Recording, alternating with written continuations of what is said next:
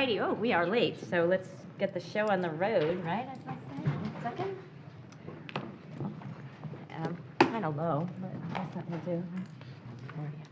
All right, we're going to go ahead and call this meeting to order. It's, oh golly, and it's loud, right? Sorry about that. It is Thursday, April 12th. Welcome, everyone, to the MPO meeting. We're going to ask you all to please rise as the clerk does the invocation and roll call. O merciful Creator, your hand is open wide to satisfy the needs of every living creature. Make us thankful for your loving providence and grant that we, remembering the account that we must one day give, may be faithful stewards of your good gifts. Amen. Amen. I pledge allegiance To the flag of the United States of America and to the republic for which it stands, one nation, under God, indivisible, with liberty and justice for all. Thank you, and please be seated. I would ask you all to please silence your cell phones and electronic devices at this time so we can have an orderly meeting, and thank you. At this time, this is the portion of our meeting for public input. Is there anyone here in the audience that would like to address the MPO board this morning? Oh, I'm sorry, roll call. There you go. Sorry, so anxious to move along. Sorry. Councilman Jeff Starkey. Here. Commissioner Ron Oakley. Here. Commissioner Mike Moore. Here. Commissioner Catherine Starkey. Commissioner Mike Wells. Here. Commissioner Jack Mariano. Here. Mayor Dale Nassib. Councilman Lance Smith. Here. Chairman Camille Arnold. Here. And again, my apologies. It's a great day and very excited about all of it. So there you go. All right. At this time now, it's call for public input. Is there anyone in the audience that would like to address the MPO board? Seeing none, we'll, we do have someone. Okay. You got to be quick on your feet today. I know. I'm doing Ernie Monaco. Many people know me. Good morning. I'm here to confirm that Manny Lajmiri will be the interim transportation planning manager. We're in the process of interviewing in the next 2 to 3 weeks. Manny's got 29 years experience. He's very talented. So there'll be a very smooth transition ahead of us. All right. So, and Mr. Casper is official. He is. Yes, he is now in Nashville. All right. Cool. Okay. All right. Thank you, sir. And I know we're in good hands. I know Manny's been with us, and I trust we will be in great hands as that transition takes place. So thank you for that update. Anyone else have any input? No comments. With that, we'll move on to item for the approval of the meeting minutes. We had 3 sets of minutes that were distributed. Is there any changes or alterations to those? Move for approval. Second. We have a motion. We have a second. All in favor signify by saying aye. Aye. Any opposed? Motion carries. At this time, we have the advisory committee reports. We'll start off with the Citizens Advisory Committee, and I believe I saw Kelly Miller is here today. Good morning, Ms. Miller. Good morning, Chairman Hernandez, members of the MPO Board. The CIC met on April 4th at the American Consulting Engineers of Florida's Conference Suite. We also learned of Mr. Casper's moving on from Pasco County and welcomed the interim Manny Lajmiri. Manny has worked with our group for many years and was able to deliver an impressive amount of information throughout our meeting. After approving our minutes and getting the report from your last meeting, we moved on to recommendation of the 2 action items listed on today's agenda. The Unified Planning Work Program, also known as the UPWP, the de-obligation amendment, and the TIP amendment. We then listened to several impressive presentations, some of which you will hear today. One you will not hear today is the Vision Zero that I requested last month as a private citizen. I would like to thank Brian Beatty from FDOT for coordinating the presentation with Manny to have Mr. Chris Spees come and give us a presentation. The group was moved by this presentation and has asked to be updated again when there were more members at the May meeting. We are hoping to also engage with BPAC and come back to you with some statistics on this great movement that Hillsborough County has actually adopted. The Vision SR 5456 update cut and cover was tabled. We are waiting to hear your discussion today and your decisions so we can act accordingly to the next steps. Lastly, we received updates on the legislative laws for 2018 and the PCPT County Transportation Survey. We'd like to thank you all for your hard work, dedication, and service to our county. Do you have any questions? Questions for Ms. Miller? Thank you very much, and thank you for all your time and service. Thank you. Appreciate it. Thank you, Kelly. Next, we have the BPAC. Dr. Stovall is here today. Update us. Good morning. Good morning. We had our meeting a couple of weeks ago, and I think it was the first one we've had in a while in Dade City. We have this new rotation of meetings around the county, and that's a good thing. We started off by a follow-up item, sort of, I told you last time I reported we had a proclamation of Florida Bike Month in Zephyr Hills. Well, at this next meeting, we got presented our Florida Bike Month in Dade City, so I'm happy to get that proclamation. If you wanted to do something that's BPAC, the National Bike Month is May, so something that you might want to think about as MPO. We talked about bylaws, so you should be getting some recommended bylaws from us, I think, after our next meeting. We did talk about several agenda items, and we spent some time with the consultants' reports that you heard at your last meeting. One, the Northeast Rural Safety Study on roadways and bike riders. And we did pass a motion that would ask consideration of Blanton Road being prioritized. And that kind of resulted from a discussion of the potential new solar plant there, just to make sure that as we build a new facility, we make room for enhanced bike riding. And I believe from talking to TICO, that shouldn't be a problem if they go forward with that. So that's a good thing. The other thing we talked about was the connector, the trail connector study that would connect the Hardy Trail in Dade City north to Withlacoochee Trail, south out to the 301 multipurpose trail. And I believe the priority of the three routes for the south connection was to be parallel along the side of the Morningside extension. However, I understand that didn't get funded from the legislature, or the governor vetoed the funding. So at BPAC, what we ask is if we cannot get property owner approval to build those 1 and 2 options, which is the first two, there is a third option in the consultant's report that would be a very low-cost option that would get us connected through city streets, and that would give us a way to say our trail is connected. And then whenever we build Morningside, we would hope that we go back and do the multipurpose trail that I think everybody would like to see. But we don't want to not have the trail connected when we do the connector study. That'd be good for Zephyr Hills and Dade City and all of East Pasco. So with that, any questions? Questions for Dr. Stovall? Thank you. And thank you, sir. Thank you. All right, with that, we move on to our action items for today. The first one is the United Planning Work Program, and Manny's going to be handling that this morning for us. Right, the UPWP basically is our 2-year budget that will begin on July 1st. And in anticipation of the workload that we would have for the 2 years, especially in the first year, we will be doing one of our biggest outputs, which is the long-range transportation plan.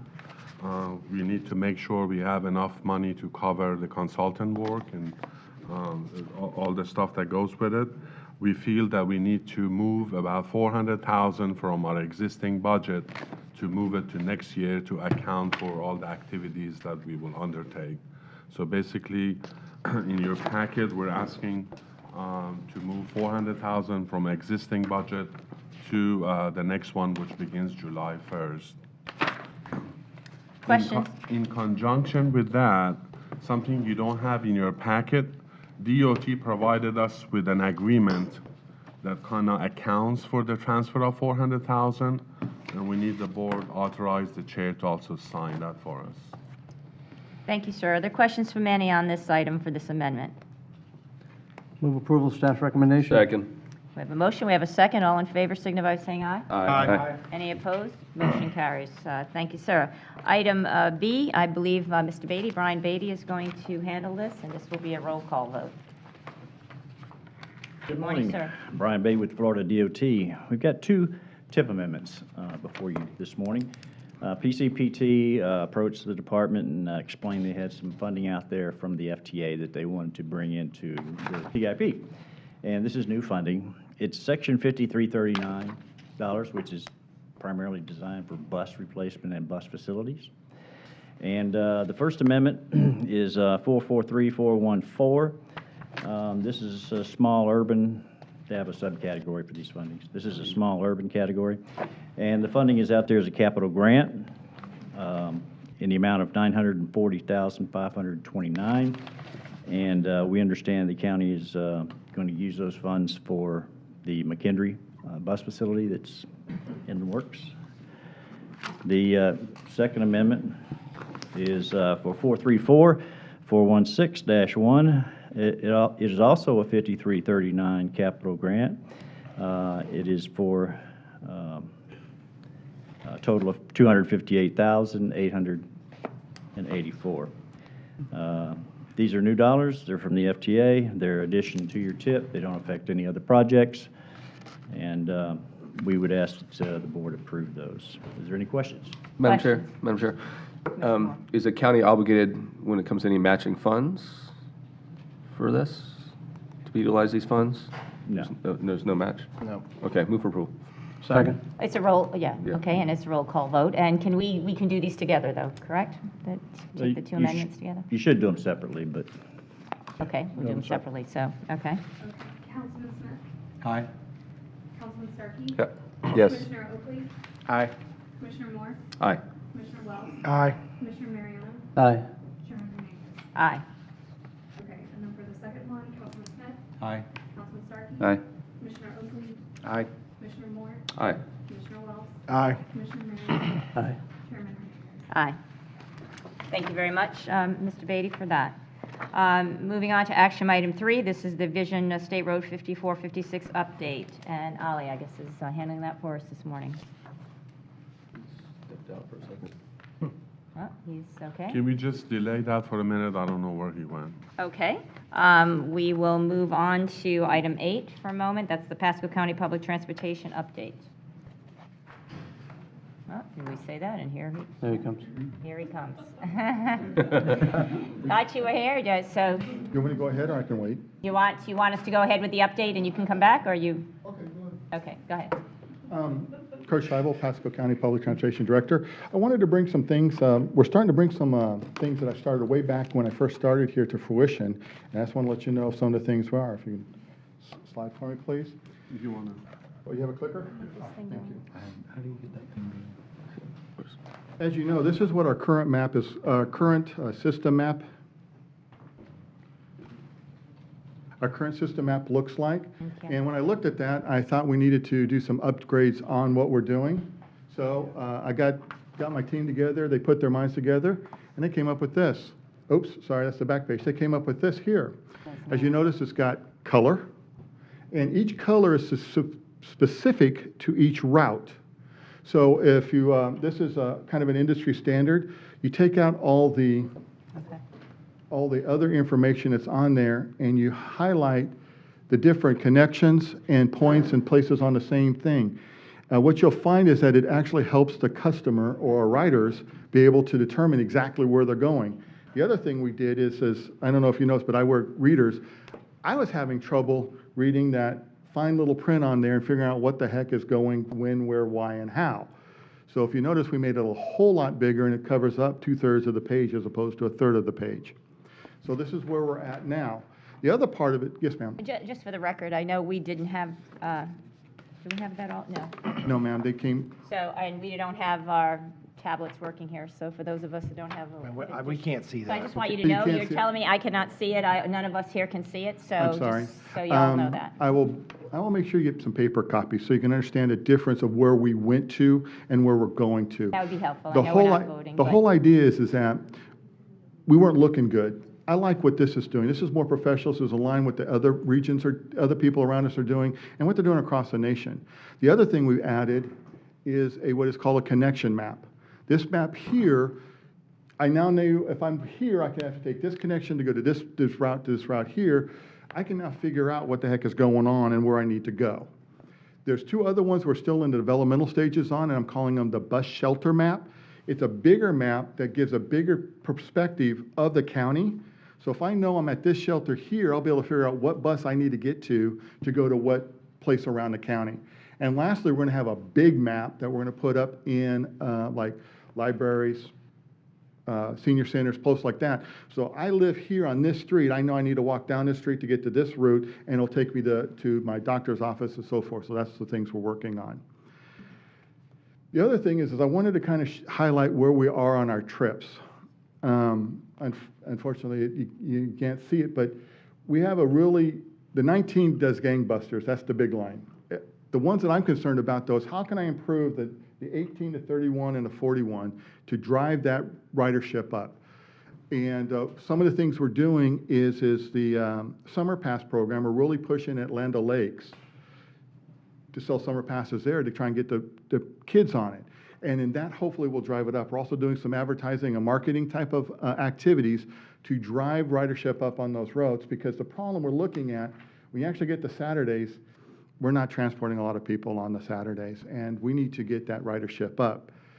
Some places we're actually doing better on Saturdays, like 54 is actually a little bit better on Saturdays than the normal weekdays. We need to build on that and go forward. And that's all the slides I have there. I do have two more little updates for you. Our TDP, required by Florida, is going really well. We had 400 responses to our onboard surveys, which is relatively high. They're estimating that's 10% of all riders. So we should get some good numbers when that starts coming out. We're starting to see some things coming out from that. And then the online survey is actually doing pretty well, too. The last we looked was like 100, 150, but it had only been out for like a week and a half or so, which is still significantly higher. Also, the new buses that we purchased, that we got from ordered last June, we finally got them. All of them are on the road, and what we've seen is an increase in the on-time performance of our buses. When I first started as a bus driver, the guy said, if you get to your first stop on time, 9 times out of 10, you're going to be on time for the rest of the day. And we're starting to see that the on time at that first stop is increasing. Because normally what delays us is buses are breaking down, they're not starting, things like that. Well, with the new buses that we've got, basically about a quarter of our fleet new, we're seeing that is going away, and we're getting our customers there. Because if we're reliable, that keeps our customers on board with us. So I'm here for any questions. Questions? Commissioner Mariano. You know, I'm glad to see we have the new buses, those Bluebird buses that they replaced, which had disastrous results as far as keeping them up. Yes, I know sir. it was They're- driving you guys fits. With the new buses, though, even driving up today, I saw a green one today. I've seen them probably a few times around. You know, we lose money on our transit. We have to keep on putting money into it. There's a chance for revenue by putting advertising on there. Can you tell us why we're not advertising these new buses? Because the current contract, we have fulfilled the current contract of the number of buses we have. And since we're so close to having to redo the contract, we have not pursued expanding that out. I've talked to our contractor a little bit about that, and we're basically where we're at right now. The new bid is we're working on the scope as we speak, and it should be hitting the streets within a month or so. And then the contract, I believe, goes until the middle of August. And so we'll be getting that all working up. I just don't want to, put The some rep more. on, have to take the rep off? Yeah. Okay. That's the big thing I was looking at. Okay, makes sense. Thank you. Additional questions? I have a question. Councilman Lamb. I was kind of playing, and I've done it before with the app, the Route Shout app. Yes. That you have. Well, we actually have some good news on that. Are they going to have, is there any app that has a real-time bus where it's at actually? The Route Chat app has that as that. Right now, we finally broke through with Route Match. They had some issues. They finally solved the bug, and so they had to come up with a patch for the Route Match to be able to get it done. My understanding is that the data will be completely finalized and accurate by May 1st. I'm hoping that it's operational by May 1st, but I'm not going to, with all the delays that have happened in the past, I don't want to get our hopes up. That's the first thing. And the second thing is that I also want to get us on Google Transit, and so I'm putting together the board chairman has to sign off on the Google Transit agreement. So I'm working to get that and put that in front of council, and hopefully we'll have that before the end of May. And then so we'll both be on Google Transit and then on the Route Shout app. And then the next step for me is we have the funding available in our current funding that's coming up for 19. I want to be able to hook up real time between Route Match and put into Google, because Google is pretty much standard across the nation. So when you look at the top, hopefully by the end of May, you'll be able to click on the bus there when you do 2 addresses from in Pasco County, It will actually tell you what bus to get on and where to go and how to walk to it. And then eventually, it'll actually, when you click on it, it'll say, the bus will be there in 15 minutes. But the Route Shout app should be, hopefully have some good news for you at the next meeting in May. Okay, because I mean, I think for the user to use the transit system, I think that's essential, honestly. I agree with you 100%, and that has really been one of my big priorities with my team, and my team has been really working hard on that. Great. Unfortunately, we were stuck behind trying to get RootMatch to get their application stuff up to speed. Okay, thank you. Yes, sir. Any other questions? Additional questions? Thank you very much. Thank you. Look forward to the next update. With that, oh, there he is, okay. Ally's in the building, okay. We're going to go back to action item C, which is the vision for State Road 5456 update, cut and cover.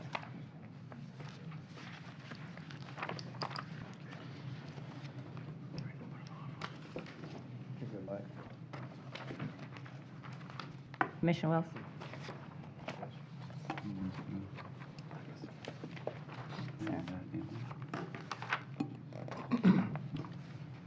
And this is to replace the one we have in our Yes, and different from, okay. Yes, Ali, and you have I- a few more? Oh, I'm sorry, I Right, think I it's okay. So this will One more. replace the one that Thank we you. have in our current packet. Okay, thank you. and I will explain what the change is. So before I start, if you recall, in January, you directed us to go back and look at the cost of a cut and cover concept, which is kind of like a tunnel. We worked with Mr. Chuck Puccini and Mr. John Walter from Skanska. They're expert in, they're contractors that actually build tunnels. And we met with DOT to look at the parameters of the cost. At the end of the day, it's what you see is conceptual cost. I just want to make sure we all understand that.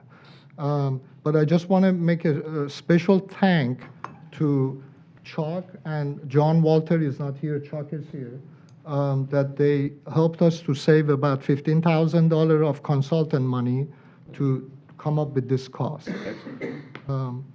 So what you see is on the left column is elevated concept that we presented the cost to the task force. The change I made was, as I was drinking coffee in the morning at 4 a.m., I was looking at the table, I said, wait a minute, the maintenance cost of elevated lane, which was presented to the task force, it doesn't make sense, it's too much. So I checked, researched, and it's actually $7 million through year 2040. So you see the elevated cost for right-of-way construction and maintenance, and then the cut and cover costs. They're in millions, 550 million. We assume the right-of-way is same as the overpass or elevated lane, and we know for sure the maintenance cost of a tunnel or cut and cover is going to be more. We don't know how much more. We did talk to DOT. There is a tunnel in Miami that we couldn't retrieve purely the maintenance costs. It mixed with other costs, so it's hard to tell. But we do know it's going to be higher than the maintenance for an elevated lane. So with that, we need a direction from MPO. If you like the figures, we need to take it back to task force. If you don't, then we can go through the alternatives that the task force actually approved. So then we can move forward with work with DOT to do the feasibility study. All right, so let's first start with that. You see the figures that are before us for the, what the direction was to find out the cut and cover, so we've got those numbers. Commissioner Moore. Thank you, Madam Chair. And Chuck, thanks for your work and helping out with this. Yeah, I mean, obviously the direction from the board was to move forward to look at this proposal and look at this concept, because we wanted to make sure that we looked at every option before making a final decision, and which was the right thing to do. unfortunately, it's very, very costly. And my assumption is that FDOT would not look very kindly on $550 million versus 134 or less. I could be wrong, but I would assume that that wouldn't be something you would feel comfortable supporting over the other. I mean, You know, it's a lot, it's a $500 million. yeah, It'd be certainly a lot more difficult to fund than the other options, so sure. all we can say is that it would be much more difficult to find the money to build something like that. It'd take a much longer time than. Right, right. Again, I think it was worth a look. I think it was the right thing to do, to be able to look at every option, because that's the one option we didn't look at, because the last thing we want to do is move forward, and then, you know, a year or 2 years down the road, we say, oh, why didn't we look at this? Now we did. Unfortunately, I don't think it's cost effective. But it can be, I mean, but at the same time, it could be done, if I'm not correct. I don't know if Chuck wants to come up or not, but. Yeah, could Chuck identify, I know we mentioned him, yeah, thank you for identifying Yeah. yourself. I don't But know if again, you- it's the cost is the. It's over four. I think you can engineer anything Yeah. as long as you have enough money to pay for it. You can do anything. Yeah, right. Well, I think, you know, and I think everybody on this board will agree that what we want to do, what we want to think about and be cognizant of throughout this process is having the least impact on the citizens as possible in that area, and obviously making sure that the traffic does flow for, you know, 30 to 40, 50 years to come, so we don't have to come back and do something again. So that's another reason why it was worth looking at something like this. I mean, I looked at the concept, and Chuck shared with me some of the ideas and how it, you know, wow, it did look pretty amazing how it would flow. But this $550 million cost is mind-numbing. So I don't see how we could go forward with even considering something that cost $500 million, personally. Commissioner Mariano. Thank you, Madam Chair. A few years ago, what were the numbers we were told the overpass at 41 was going to cost? Somehow I remember it was like $400 million. Did that, I don't recall 400 million. do you remember, was it the same It number? was always about 100-some million. It was always it was all the same numbers. Given a domain, that was going to cost a lot, I think. Well, eminent domains right away, that's $70 million here, I that's, thought it was even higher than that. I mean, I'd like to see what those numbers were. You know, and Chuck, I think I'd like to have you come up, because I talked to Chuck a little bit. The way this was designed, and by the way, I don't know why we had to change the name from tunnel to cut and cover. I mean, it's almost like going from tolls to managed lanes. I don't know what we're trying to do here. But Chuck, would you talk about the construction, the way it's designed? Are you comfortable with what they did? Could they have saved some money if they did it a little bit differently? And just give your name and address for the record, please, for the clerk. Charles Puccini. Thank you, sir. Yeah, what we were asked to do is make an exercise to compare one of the existing alternatives, and the one that we were comparing to was 6,000 feet long. This is long, and this made the tunnel 4,000 feet long, and the approach is 1,000 feet long. And, you know, an intersection is about 250 feet wide, so this is a lot of on both sides. So what was learned from it was the cost of the tunnel was about $75,000 to $90,000 a foot. So whatever the design would be for the footage would probably be the cost of the tunnel. And what cut and cover means is you put a wall in, excavate it out, build the tunnel, and cover it back up. That's a type of building a tunnel, and the other one, of course, is a boring, like in Miami where they did a boring machine going through.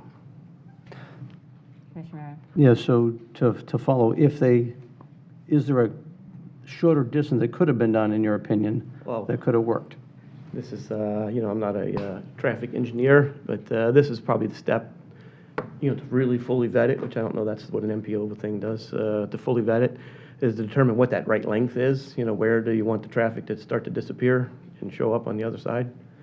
But 2,000 feet on either side that's pretty long. In my opinion, it's pretty long, but what we were asked to do is make a comparison of one scheme exactly to the other scheme. I mean, did anybody take a look at the ones in, let's say, I mentioned Fort Lauderdale being over there? The bridges you go under, you come right back up again. It's very, very short. I don't think it's 1,000 feet. Never mind 2,000 for that coverage. Did anybody look at those to see what was done, or we just kind of like went with 6,000 to pick a number. We just went with the comparison of what was one of the other angles, one of the four options. Yeah, it was one of the four options. So I we mean, wanted to compare it. frankly, I'm glad we took a step to go and take a look at it, but I don't think we took the right look at the right thing, and I'd like to have us go back out and look, go over by Fort Lauderdale, look at Las Salas, see what they did there, and then see what's there. Now, this road's a little bit wider than some of those roads, maybe, but maybe not that much. Might be only a one-lane difference. So I think we should take a closer look to this, because I think if they didn't want to do it, they surely put the numbers out that would make us not look at it and say, oh, no, we can't do this. I just don't think it's an appropriate look. We can do that if the board desires. The reason we went half a mile on either side, because the overpass was half a mile on either side. Also, it'd be very dangerous if you shortchange your tunnel, because when you go down, you need enough distance to make sure the traffic can then, on the side, when the tunnels start going down, then the side traffic needs to then, all the turning movements and everything happens on top. So if you shortchange that distance, then let's say you're going eastbound, the right turns may block the traffic, and then nobody can get into the space that people need to make turns.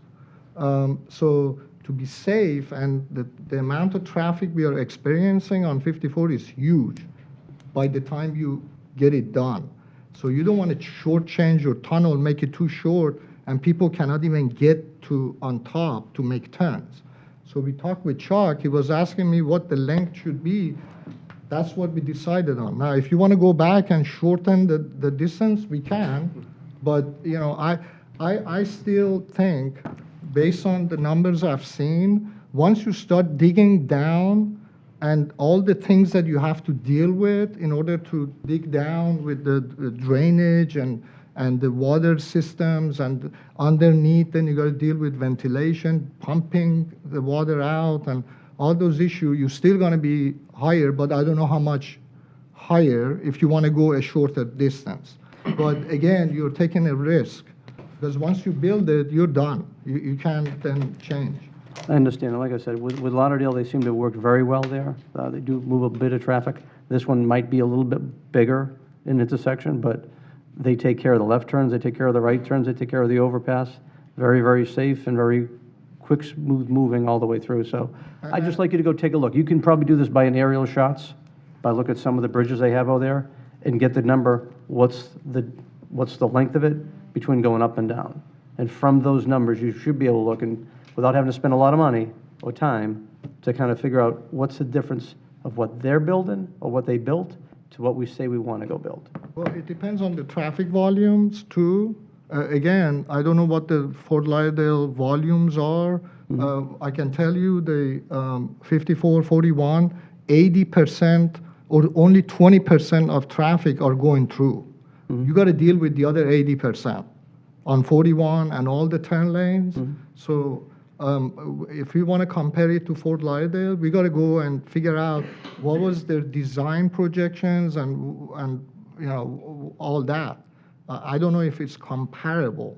I'm just saying, if you take that design and put it here, there might be totally different demand volume you're dealing with. It may be, but again, I think it's worth a look, because if we're building this thing 4 times longer than what they've done, and that linear foot is very expensive, the numbers might come down quite a bit. So I just think we should take a look, because I don't think it's a fair look based upon just what I know. It's only from a person driving, looking at it, and considering it. Commissioner Wells. Thank you, Madam Chair. And even if we were to cut it in half, I mean, it's still, Commissioner, it's still going to end up being 225 million, which I don't even know if it's feasible. I mean, we can just do the numbers right here, and it's still going to be, in my opinion, too expensive when we have the other options, other alternatives. What if it's a third as big? So just What if it's a third? Just to be clear, Commissioner Mariano, he's suggesting, because I think the question that started today was that if we weren't going to consider this, then if we were going to consider it, then we would move forward and wait on the alternatives. But you're suggesting that we not even entertain the alternatives and go back to do this? I just want to make sure you... You know, you spent this much time kind of going through your linear costs, what it takes to actually go look a little bit closer. I think it could be a very good move for us if we don't give it a fair look then I think we're going to be making a decision without looking at the best alternatives that could be out there. And again, just from what Chuck told me, from the way it was designed, to what I think I see, and I don't know, I'm not an engineer, and just driving it, I didn't measure it when I was out there, but I just think it's a lot shorter than what we're showing here, and I think we're being overpushed. And a lot of it might even be different because they're a little bit lower than sea level than 41 is. Other comments, because I think we need to make a decision before and the only- discussing alternatives. Real quick, Commissioner Madam Welch. Chair, if you don't mind. The only concern I have is this needs to get on the docket. We need to get moving with this. How much more is it going to cost us for them to do more of a study? It's already cost us, I don't know, 10 or 15,000. How much was it for them to look at Oh, this? we did not pay 15. Okay, Just so short- are we not going to have to pay if they relook at this? If we're not going to have to, I'm fine, I'm fine waiting another month. But I just, again, time's of the essence. This intersection is not getting any better. So again, I like that we looked at I just don't know that it's going to be cost. Right, so feasible the for us. time and the money, and so I don't know if we have an idea. Commissioner Moore? Madam Chair, I think, And correct me thank if you, I'm Chuck, wrong, by the way. Commissioner, is all you're really looking for is a measurement of the distance of the one in Fort Lauderdale? And traffic volume, though. Okay, we can get it, so staff can get a traffic count, staff can get a measurement, I would assume. Well, I don't know when Fort Lauderdale was built, and I don't know at the time was built, what was the design traffic? So we got to look at the existing traffic, what were they projecting, what was their design? No, and I understand that. I think, again, Commissioner, correct me if I'm wrong, if you look at, you want us to know what the distance is, Right. find out what the distance is, and then it's easy to find out what the traffic volume is there. They're going to have a count. Traffic- Existing traffic volume, they'll have a count. I hope. You would think they would, at least in the last 2 or 3 years. And And then the conversation might be over as soon as they go look at it and say, okay, this is the same distance. Like I said, I don't think it is. And as Chuck described to me, he didn't think it had to go that far. And when I hear the linear foot of what it costs, I think it's worth a look before we make this decision. It's a big decision. I don't mind taking one more look just to get those measurements. I mean, at the same time, I agree with Ali. We got to think, again, we're talking about thinking about the future, and as the volume grows and continues to grow, we're talking, not the underpass portion of it, but the level portion, that's where your turn lanes are. And you can't have people stacking up, and we're going to run into the same problem. So we do have to make sure you have the proper distance, like Ali said, or you're going to have stacking problems. Yes. You build it too short, again, you can't redo it. Once it's there, it's there. And then also, we're dealing with alternative design intersections, that if you see what task force picked, one of their alternative was to elevation underneath be alternative design. Those alternative design takes up a lot of room. So if you don't have room on top for a good distance, you can accomplish those. It's going to be short distance. So you're basically eliminating those alternatives if you go too short. Councilman. Thank you, Madam Chair. My question is, what's the lineal foot for the overpass? I mean, because really, if we're comparing lineal foot to lineal foot, if we could shorten one, couldn't we shorten the other? I mean. Yeah, we assumed half a mile on either side. Okay, and then the lineal foot on the overpass. It's about half a mile on either side. Is much, Same. it's the same? Lineal foot for Almost the the cut same. and the overpass That's what is he's saying, exactly yeah. the It's same? almost the same. It's 1,000 feet going down, and then 2,000 feet, No, and then on I mean other the side. cost per Oh, the lineal foot. cost? is I what- don't know. I didn't calculate per linear foot cost. And, If you divide 550 by yeah, 6,000. so it's substantially less. But what I'm saying is that on either one, if you could shorten the cut, you should be able to shorten the bridge, right? I mean, and that's why you picked or chose to do them both the same length, is because you wanted to compare apples to apples. So, I mean, I think if you could shorten one, you should be able to shorten the other if you could.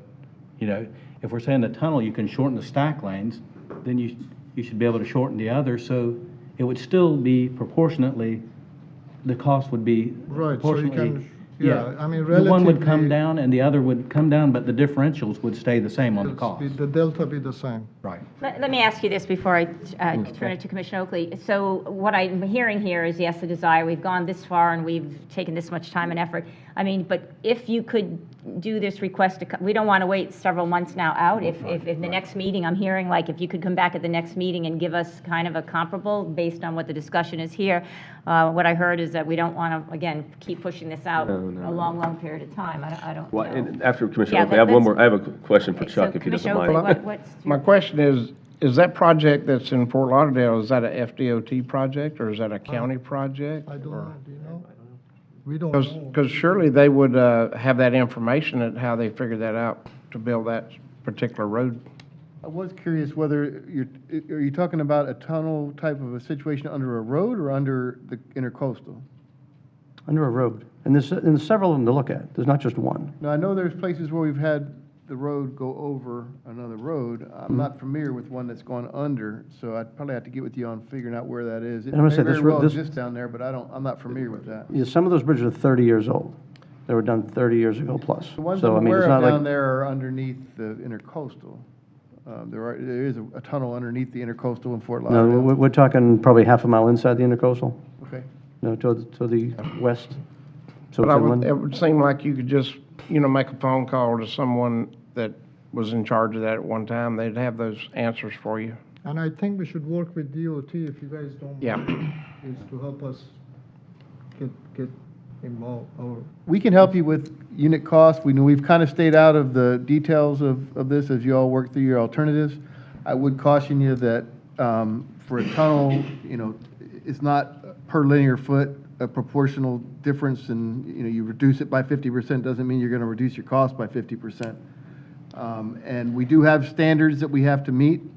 It is a US highway. We have to meet the standards. So a lot of the distance that's required is so that we can meet the appropriate vertical curves and vertical clearance. And, you're talking about going pretty deep because you have to have, your clearance for trucks to come down there. You have to be able to build the structure on top of it that's going to hold the traffic that's going to be on top of it. So I know it sounds like a long way to have to go out from the center of the tunnel, if you call it, or cut and cover. But when you apply the standards for highway geometry, you may find that you can't shorten it a whole lot and still be able to get back to grade at the appropriate, grades on the road and the vertical curves coming in and out of it. Councilman Starkey. So just so I'm clear, the distance that you measured, that was based on what percentage of traffic you said is actually coming east-west, turning north-south? overall, by year 2040, we estimated the through traffic on 54 only accounts for about 20% of the overall traffic of that On the intersection, right, and that's why it has to have such a wide distance to get the turn lanes There's off. the turn lanes. So many and- people are turning north and south off of 54. And then if you're going eastbound, let's say making a right turn, if you get if the queue backs up, then nobody can get into the. on Right, top. I understand. And to me, the biggest problem going to be your alternative design intersections, because they need room. The way they operate, you need room. And if you want to take another month to check with Fort Lauderdale and some other places, I'm okay with that. But I'm just very pessimistic on this, that, we're looking at 134 compared to 550 based on the current distance. Even if you shorten that distance, you're still paying a lot more money for this cut and cover.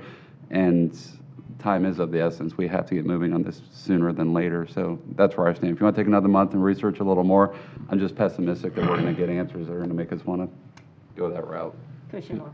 So, Chuck, do you mind coming up again? Sorry, putting you on the spot here. Just going back to what Ali said, and he just mentioned again about the queue in the backup. I mean, in your opinion, though, shortening it, and we look at, again, the increase in traffic over the next 20, 30 years, do you think that could be a problem? Well, longer the better, Yeah. of course. Right, okay. Because we're going to get more people every day. Right. It's not true. It's what's more important to you, spend money or not spending money, or a solution that lasts however long you want it to I think that's ultimately, we all need that solution that's going to last for as long And like you time as said- possible. Longer the better. Yeah, Once you okay. take it, like you said, it's done. You can't just go and change it after it's Yeah. It's just hard to make a decision. I feel your pain, because when I looked at it, you're like, where do all these crosses go? You know, the crossing traffic, crossing 54, somebody has to decide what this is, and then you got to deal with that. And if you have the embankment up in the air, then it's blocked, of course, and everybody got to drive around it. Right. You got to deal with that. So what's the pleasure of the board here? We have, it sounds like to me, looking, and I'm hearing a month next meeting. I know we don't want to drag it out. Do we want to postpone looking at these alternatives and have them come back in a month to work with DOT and gather what other information they have to come back with those numbers to confirm, verify that we are definitely moving the right way with analyzing our alternatives, or do we want to just move on with the alternatives today? That's what's before us. I mean, I think we should take the 30 days, let them go take a look at it. It's not going to cost us money, just to be sure. So I'll move approval to give them 30 days to go take a look at Lauderdale's and come back with a recommendation for us. Second. We have a motion, we have a second. Further discussion? All in favor signify by saying aye. Aye. Any opposed? Motion carries. Discussion, briefly. Discussion, sorry. So I think we're all in agreement, though, 30 days, we need to make the decision. I think we can. 30 days is what I heard, and I think that's what we all, I've seen heads nod, we need to move on. Yeah, we've been talking about When's this our a board, long. when's our May MPO meeting, Saturday? What is the May MPO? It's on May 10th. May 10th, okay. I have a suggestion that we look at Fort Lauderdale distance, like the one we have 2,000 feet, look at theirs, and then we contact John Walters, and we tell him that instead of 2,000 feet, use the Fort Lauderdale distance, and then give us a new cost. How about that? And hopefully, our friends over here can, if there's additional information, you can supply to whatever that is to help. Yeah, I will work with them to get maybe any. So that we can info come back from- and make a decision. Hopefully, we will have, on this end, feel like we've exhausted all or gathered all the information that we need as we move forward to look for those alternatives. So Commissioner Mariano. And Manny, if you would, I don't want you having coffee at 4 a.m. coming up with these ideas. Please make sure these numbers are going to be accurate. I mean, to go from 390 to 7 million No, what on happened was. a 4 that- cup of coffee. Yeah, the So let's make sure the numbers are right when you bring them back to The us. 390 was actually, I misjudged the column or the rows. The 390 was in 1,000. That was per year. But then for over 2040 becomes 7 million. So my bad. But that was not actually Found out the before he came here, so that's was good. not the big issue. The big issue was the first row. that one That it might didn't make a matter. question today, I'm not sure. Yeah. Okay. So. So you the- have direction, so Yes. 30 next meeting, May, what do we say, 10? You'll be here, so we can have that, then we can either, we will have one Now, discussion or the other. now, just for me to know, next meeting, do you want to look at the alternatives that the task force have already approved? Because if you don't like the cut and cover, we're going to ask you to give us the blessing on what task force approved so we can move forward. Now, what you see in your packet are all the alternatives that the task force approved. And we can either make the presentation next meeting to go over them at your desire. I think that or- would be wise, because if we do all of, not that we're Okay, wasting your we- time or we our make time, but I make sure we make the presentation if you don't like, but if you do like the cut and cover, we got to go back to the task force. Right. right. The good news is you've given us the alternatives here. We've all have them in our packet, so we can Okay. entertain any conversations we need with you at this point. But I think it's kind of, and correct me if I'm certainly willing to listen, but it sounds like if you do come back with numbers that are interest us or favorable, we're gonna, we said we're gonna keep postponing that other discussion. So I think, right, we got a plan? We got, 30 days. 30 days, we'll come back, and at that time, we'll have these alternatives as well, should we need to have you present the alternatives instead of the cut and cover. Just to be correct, we'll meet at the next MPO meeting, which is actually less than 30 days. That's okay. Just Next MPO meeting. technicality. Next MPO meeting, then. Thank you for that clarification. I appreciate that. All righty, that brings us to status reports. The first one is on the US 98 and Trilby Road presentation, and we have Matthew from the Traffic Safety System that is doing that for us. Thank you. And your name and address. I'm sorry, Matthew, I didn't have your last name there. Sure. Thank you, MPO Board, for having me. I'm Matthew Nance. I'm from the Florida Department of Transportation. Here today to present a potential intersection enhancement for US 98 and Trilby Road. So kind of the agenda of what we'll go over today is the project purpose, why are we thinking of a roundabout out there, and if you guys have any questions, please feel free and I'll get you any answers that we have. So the project purpose is to reduce the number of intersection crashes that are occurring at this intersection, as well as to reduce the severity of crashes that are occurring. There's been a few fatal crashes that have occurred in the last 6 years out there, and there's a number of injury crashes as well. But it's just not to reduce the number of intersection crashes and the severity. We also want to make sure that we maintain the roadway functionality for all users out there, including transit, bicyclists, pedestrians, and any roadway users. So the crash history out there from 2012 to 2017 shows that there's been a total of 37 crashes, and of those 37 crashes, 31 have been angles or left turns. Now, if you know the kind of the dynamic of the roadways out there, US 98 is a fairly high speed. It's 55 miles an hour right now. And if you have a car pulling out from Trilby Road, or you have a car turning left in front of another car on US 98, these crashes become very high speed and very high severity quickly. And as you can see with the injury and condition data below, as I mentioned, there's 2 fatal crashes that occurred, one in 16, one in 2017. These resulted in a total of 3 fatalities. And even before 2012, there's been a couple more fatal crashes that occurred out there. So this diagram just kind of gives an idea of the direction that the vehicles have been coming from. And I noticed that 2012 to 2014, the eastbound Trilby Road, there was a total of 2 angle crashes. But what really interested me was that from 2015 to 2017, that this number jumped to a total of 13 crashes involving eastbound vehicles on Trilby Road.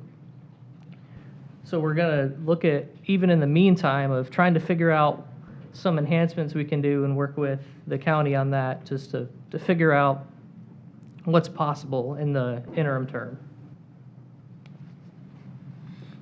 I have a video here, but I'll let you guys, I'll have Manny send a link to you for the video. It's also on the project webpage. It's about 6.5 minutes long, so I don't want to take up everyone's time here now for this, but if you have... Maybe you can just show the 5-10 seconds where the animation of the trucks going around. At the end? Okay. You can start playing. See, we don't get any of this. Not working. Where does it happen? It's going to be... I'll throw them away, start over. They're working as normally? They should work right. Roundabout They on should a be local like- road in a residential area to a roundabout on a... The main question we've been getting on this road in a is about truck commercial area, traffic. we And see so a different I can just size show the couple roundabout minutes of... with different speeds. Does that and make different it use have to be a little bit larger This because recently of truck traffic? I constructed mean, roundabout the is circle will be located at larger. State Yes, Road it will. Roundabout. It'll be designed to and be a Hunt little bit Brothers larger. Road in East Trucks Polk can get County. through there. It is This used video by a does large show number of a roundabout that was done in 18-wheel District trailers. 1. The roundabout is on designed US 17, to right outside accommodate Hunt all Brothers, the turning movements that- of a tractor This one you're trailer. looking at is very important because there's been some roundabout recent includes a crashes there and a 14-foot death apron, there with which allows teenagers. the back wheels of an And, Is that at 18-wheeler Hunt Brothers to or is travel that across State the Road apron 33 in as Deansville? necessary. There's one there too. The truck Yeah. apron is raised 3 But inches this higher just than shows the that trucks vehicle can lane go all the way and around is the roundabout. differentiated by red-colored And if the biggest concrete. trucks can get through there, These and the features other make it vehicles can clear as well. Is that like the truck one at apron Dean Steel? is Because I not know they get something tons to of be trucks that driven are over Yes. Dean by Steel one, yeah, smaller where we had the vehicles. fatalities Be for. roughly the same size. Roughly the same President size. of Yes. Hunt Brothers Right now, we're Incorporated, still a in member of the draft Florida's mode, so we're Natural not in Growers, design, is so- That'll big make it fan a of this B-grade roundabout. road rather than it's probably a D or less right now. I haven't looked at the level of service right now. I think at 52 and Prospect, Happy Hill Road, they were looking at one there, and it would make it, instead of a D road with a light, it would make it a B category road, which is safer and traffic moves faster through that area. Yes, sir. That's bad there too.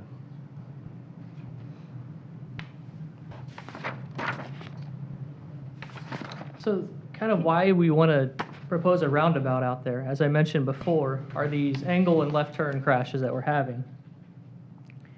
And with this type of intersection that occurs, these are your main type of crashes that are high speed, high severity.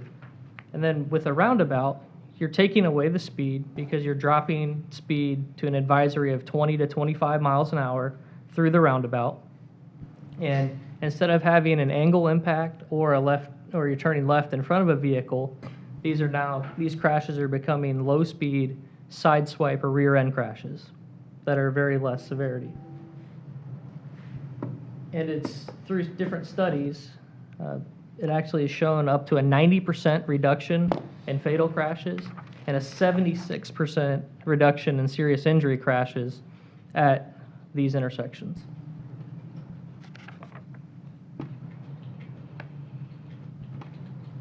So a very, very similar situation here is that we have stop sign controlled on Trilby Road and mainline US 98 free flow. And these represent 85.5% of all fatal unsignalized intersection crashes.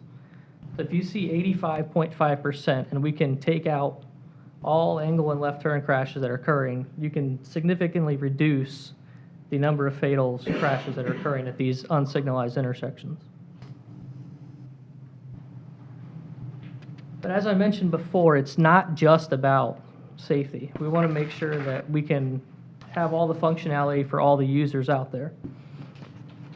So currently, crossing and turning traffic must wait for gaps along US 98 to get through. I've spoke with a few people out there that have mentioned that when I-75 has a crash or they're diverting traffic off, that they use State Road 50, they come down to this bypass for 98 to get down to 301. And when that happens, it's a very heavy traffic flow from what I understand. And the couple of people I spoke to said they've seen 30, 40, 50 cars backed up on Trilby Road before, unable to find a gap to get out. If you introduce a roundabout, the slower speeds will allow for gaps for these vehicles to get out, and hopefully we won't be seeing 30 or 40 car backups on Trilby Road in the future. But here's the draft concept we have. It's going to fit all in current DOT right-of-way. So we do not anticipate needing to take any right-of-way.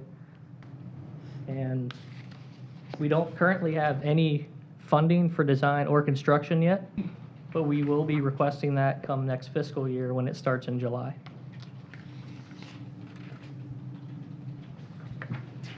And some of the other questions we've got is, well, you're putting a roundabout out there, introducing something new. How's this going to be signed? How are people going to know that there's a roundabout out there? What's going to cause them not to run straight through it? Here's some pictures from State Road 33 in Dean Still, as mentioned before. They have roundabout ahead signs with advisory speeds. Some have flashing beacons on them. They have large signs for wayfinding to know which leg to take through the roundabout, to know where you need to go. And I'm even talking with District 1 because they've had some lessons learned from their signing. So we're going to work with District 1 too on some enhancements that they've seen that they could have put in that they missed. So our next steps are next week, next Thursday, April 19th, from 4:30 to 6:30 p.m. We have a public workshop at Pasco Hernando State College, East Campus on Dade City. If you have any questions, please. Questions? Commissioner Mariano. I just put a comment out there. I think it's a brilliant idea. What you guys did at Dean Still Road was phenomenal. Going back and forth to Disney, Orlando, et cetera, driving that road many times. When the shift was made after a major accident happened, you guys reacted very well and come up with a real good solution. There was no negative to it whatsoever. And crossing over on Dean Still is the road that would wait, and it's dangerous trying to cross it over. So I think it's a brilliant idea, and I think what you did out there for safety precautions all around was actually really effective. If you get even more improvements, so be it. But I think it's a great idea. Yeah. Commissioner Oakland. That's my district, so I've been paying attention to the residents out there, and I'm sure they would appreciate a roundabout there rather than what they have. They're really concerned about that intersection, and they pay quite a bit of attention. They're asking me questions every day about when we possibly could get a light or whatever the solution would be. So I think this is the best solution to move traffic, quicker through there. So Yes, sir. be good.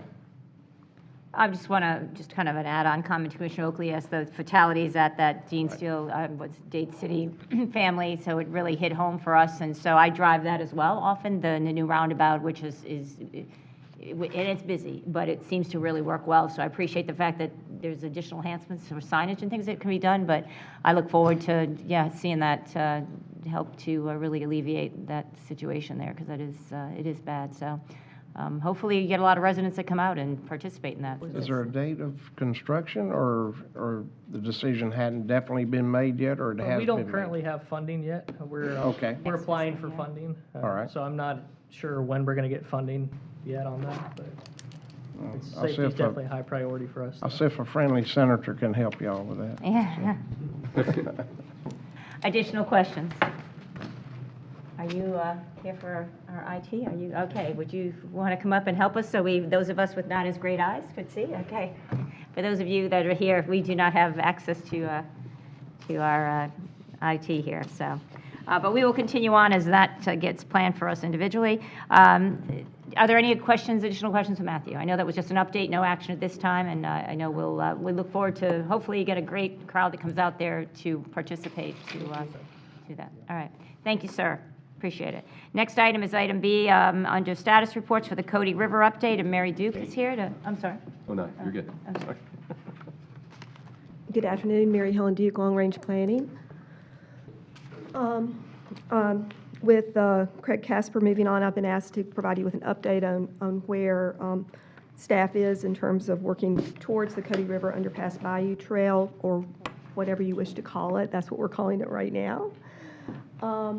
The purpose of this is to provide a safe bicycle, pedestrian, golf cart access between the city of Port Richey that has Waterfront Park, which they're planning to develop, which is a great access to the community, through the Millers Bayou area and down to Sims Park in the city of Newport Richey along Grand Boulevard, connecting those two cities, providing for a waterfront bike pedestrian trail. At some points, it would be along the waterfront. At other points, it might be on street, it might be some off-road. That would vary depending on the location. There are a lot of different trail types that we could be looking at. We could be looking at boardwalks. We could be looking at more river walk. Let's see, which one of these is the more boardwalk, more river walk would be down here in this bottom corner, or floating dock is an option. So there are a lot of different options to look at. These are some boardwalk examples in other communities, including Johns Pass in Pinellas County at Madeira Beach. What types of furnishings are wanted along this trail? Gateway features. I'm sorry. Gateway features, planters, shade structures, observation towers, benches, lighted bollards, dining, artistic furnishings, water fountains, trash receptacles, chests, lighting. There are a lot of different things that have to be thought about as you develop a trail. The Millers Bayou area is considered a regional node within the harbor's redevelopment plan. And so this is an area that we consider to be a major attractor, where it's going to be it's a major destination, definitely in the harbor's area, but also for Pasco County as a whole. And so as a community, the community has to decide, what should this look like? what level of effort should be put into it, and what is the long-term lifespan for a project like this. So there are a lot of different options to look at. Looking at an underpass at US 19, there have been fatalities on US 19 in the vicinity of this location. It's desirable to possibly look at doing an underpass here. These are some examples of some other underpasses at other trails across the country. One of them includes a public art gallery. This is looking off of US 19 towards Bailey Avenue. You can see the condition of the existing embankment and the Cody River at Bayou Point. This is the underpass, the current condition on the west side, closer to Catches. And this is the little boardwalk that Catches has, taking residents from their boardwalk up to the Riverwalk. These are some existing photo conditions of what's there now.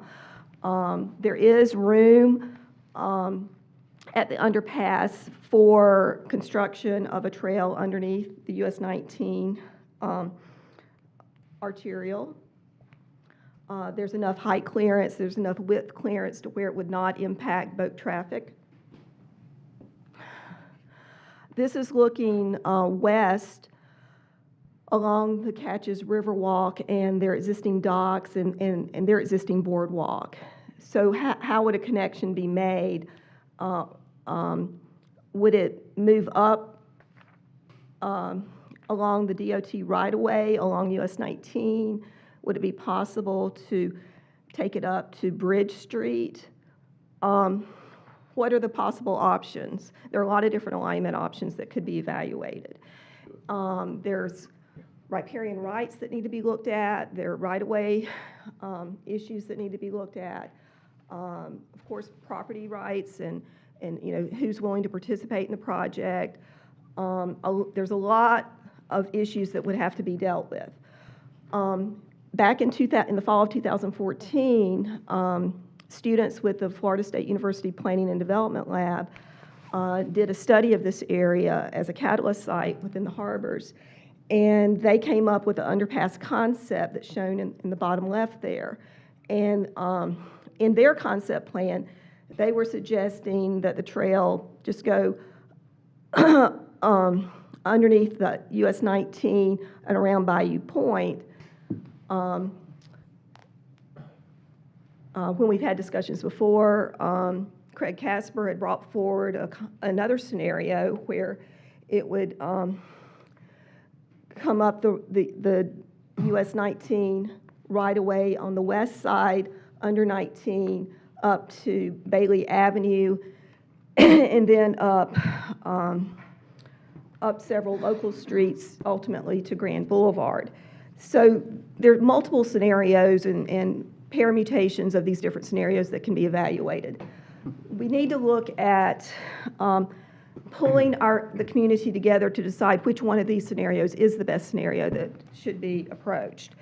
So there are a lot of partners that need to be involved with this. The MPO, of course, FDOT, City of Port Ridgey, City of Newport Ridgey, the county, the Bayou Business Association, a number of grant funders. There are probably 30 or more different potential grant funders that we could look at to help provide the financing for this, as well as the general public. Maybe there could be some crowdfunding as well to help fund part of this. So we have to look at the personality. What kind of public art would we want? Accessibility, transitions. If there's a boardwalk, do you want any fishing vistas or what is the relationship of the trail to the building masses and the businesses that are on Miller's Bayou and Bayou Point versus the waterfront, and how are we impacting our natural resources? So there's a lot that needs to be looked at. So county staff is working with the Port Ritchie building official, Bill Muse, to come up with a plan in terms of how we can pull everyone together and help facilitate this project. And we hope to meet with FDOT to talk with FDOT about the gaps and the safety issues associated with US 19 and the need for this underpass and how FDOT might be able to help. We need to look at the riparian rights research because some of the property owners do apparently own the land underneath the water further out that might prevent the location of the walkway, whether or not it's a boardwalk or riverwalk, whatever type of facility is determined to be most appropriate. We want to have a vision meeting with the Bayou Business Association, take a boat tour of the area so that everyone can see what the possibilities are. We're also looking at doing some charrettes with both professional staff level charrette that can help identify issues and problems and opportunities with the Bayou Business Association as well as the general public. Then we have to look at funding. In Florida, there's like I said, over 30 possible funding sources. Some immediate funding sources that we might want to look at are the Florida Department of Economic Opportunity has a community planning technical assistance grant where we could apply for funding for a feasibility study. That would be up to $40,000. Also, coming up in August is the deadline for Tiger grants. The federal Tiger grants are highly competitive, and that's something that we can do. These charrettes will help us define the scope of work and help us narrow down in terms of what actually should be done by the consultants in a feasibility study. And the feasibility study, we would issue a RFP, we would do a consultant selection, they would initiate the study, they would look at existing conditions, starting off with taking a look at the student work that was done back in 2014, what has changed since then, and looking at what right-of-way issues are there, what's available, what's not available, drainage, environmental permitting, security, safety, and maintenance, come up with a conceptual design, look at the trail alternatives and trail crossings, coming up with cost estimates so that a selection can be made of what do we think is the best alternative at what cost. And also engaging the public and particularly the stakeholders, the existing business owners within that community. And also helping to identify and prioritize what grants we might want to go for and helping with those applications. So this is what the thought process is at this point. And welcome feedback, and we're just starting on this. Thank you. Councilman Starkey. Thank you for your presentation. Thank you for the handout. Here's where I stand on this handout. Scenario A and Scenario B should be two totally separate projects. There's a lot of momentum right now in the waterfront district. There's a lot of momentum right now in downtown Newport Richey. We need to get this thing built, the underpass under the bridge, as soon as possible. The whole boardwalk, I'm looking at a Google Earth shot here. I know this area very, very well. As far as building a boardwalk along the entire waterfront, that sounds great. I would love to see it compared to John's Pass, compared to boardwalks, anywhere in the southeast. However, logistically, there's a lot of issues with boat slips, with the way restaurants are set up. So that if we look at this, the combined scenarios as one project, it's going to delay. To me, the urgent issue is to get a nice wooden, I would say wooden boardwalk, lit boardwalk, under the 19 bridge on the north side of 19 that ties into Bailea. I think your only option on the west side is to come up the DOT right away to the River Gulf. Is it still River Gulf on the other side of 19 there, in front of Catches this road? Right. And just get that done. We can look at the boardwalk another time, but grant funding, I just don't see it, why it would be a huge issue to get funding from DOT from other sources. People are dying, pedestrians are dying on a pretty regular basis on US 19. We have no overpasses anywhere on 19. This would be an underpass. I'm sure it's a lot less money to build this, and an overpass would be One thing we learned in Newport Richey is that people love golf carts. Another thing that's very obvious to everybody is that the waterfront district has a huge parking issue. Golf carts take up very little parking space. People are very, very excited about this. We went to the ribbon cutting at Whiskey Joe's, and I brought it up, and everyone's like just so happy to hear the words come out of my mouth. Commissioner Mariano was there, Commissioner Starkey was there. People want this. They want it now. They want to be able to go from the waterfront to downtown and vice versa. And like I said, it's just my opinion that we need to get this built as soon as possible. We've moved it up to number 13 on the list. So maybe time frame, if we went based on that number, what we would be looking at for completion date? Actually, the priority list will come before you in July or August. Some of the projects on top will be removed because they're either funded or under construction, and then it's going to move up, and it'd be up to the board if they want to move it up even further. I think it's important too that it's wide enough for two golf carts to come through at one time, because you're coming around blind corners, and I'd hate to have a head-on golf cart collision under the bridge. But with pedestrians dying on 19, with the momentum we have economically in both our cities, it would just really, I think, show the residents of all of Pasco County that the county commissioners and the county as a whole, along with the municipalities, are committed to the harbor's redevelopment plan, and timing is of the essence as far as I'm concerned. The quicker, the better. Commissioner Mariano. Thank you, Madam Chair. Councilman Starkey, I think you nailed it. We got to focus on one first. We need the underpass. All the other stuff can come. I mean, we saw the investment that Whiskey Joe's made. I think they're going to elevate the whole game down in the Bayou District. I think it's going to happen on both sides of the bridge. Getting that connection where you can take those golf carts down is critical. When you come under the bridge at Catches, they've got their own boardwalk to get to their restaurant. If you walked further, you would then get to where the old US 19 used to be, and they could do a walkway connecting from there. So you walk along the private land of Catches and cut over, but the golf carts can go up to the right along 19 and get there. And I think you're dead on. For the people from the Newport Richey coming over and vice versa, we need that connection up along the right-of-way, or if we can get that land, that may be a good pickup as well. I know it's listed with, I think a realtor was Brian Feaster. It's up there for sale right now, so it shouldn't be as expensive as it sometimes would be when you try to do eminent domain. So we should be looking at that. But I think you're right. It's the most dangerous highway. I want to give you an alternative source. I've talked with Margaret Smith about the National Association of Civil Engineers wants to look at Pasco County, wants to look at US 19. We're in discussion right now about having them look up and down the corridor. This could be project number one for them to actually know to design it, grant it, build, maybe build it or get it funded for us in their own little program. When we look at the list, this used to be on the list many years ago when I first got on the board, and it dropped off as I think Port Richey's involvement of the MPO kind of dropped off. It needs to go to the very top of the list. We're coming up in July.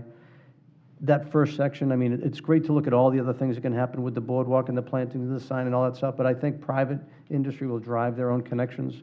I think they'll see the benefit of connecting themselves as they go. Sun Cruise Casino, I mean, if you wait for them, good luck with what's happened with their fire. They had the lawsuit that's going on. They won't even let Whiskey Joe's use the land to go park. So, I mean, clearly they're going to have that issue, but you're absolutely right. We got to move it to the top of the list. That's what DOT looks at. That's what everybody looks at. And then we can drive it forward to get scenario A done first. Commissioner Wells. If I could just add, and good job. I know you got put on the spot here this morning with this, but you did good. We talk about the funding, and I get grant funding. I get maybe DOT helping us out, but it all goes back to we need this done sooner than later.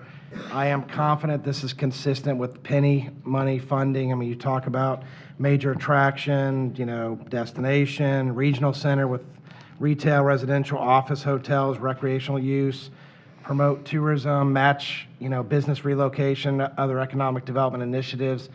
This does all that. Parks and Recs, I don't see why we aren't able to use penny money. I think we really need to look at that. I didn't see us as an option.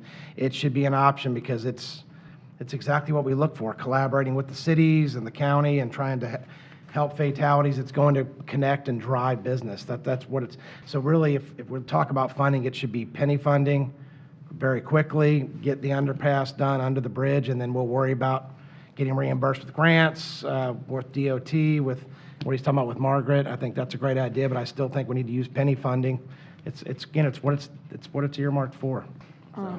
In discussing with Office of Economic Growth, that they indicated we would need more than just penny funding to make this happen, that it couldn't pay for But it everything might be that's- able to just pay for to get underneath the bridge, so at least we have a connection, and then we can look But at. that's certainly something we can look at and see if it qualifies. But again, penny funding's not even on here, so I know.